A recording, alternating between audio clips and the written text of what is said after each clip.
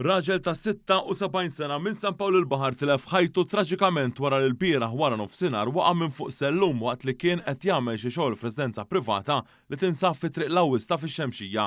Fuq il-post issejjaħ tim mediku u ambulanza li ħadet lir raġel l-isptar għal kura fejn għall-ewwel ġie ċertifikat li tisofri minn ġrieħ serji u miet aktar tard fl-Isptar Mater Dei. Sa dan it-tant f'każ separat raġel ta' 38 sena minn ħalluqa jinsab fil-periklu tal-mewt wara li kmieni dalgħodu żela u waqa' fl-ilma tax-xita f'sejt ta' kostruzzjoni fiż-Żejtun. Fuq il-post issejjaħ immedjatament mediku biex jassisti lill-vittma u ambulanza ħaditu l-isptar. Aktar tard ir-raġel ġie ċertifikat li weġġa' serjament. Il-Maġistrat Joe Mifsud ġie infurmat biż-żewġ każi u ħatar inkjesti.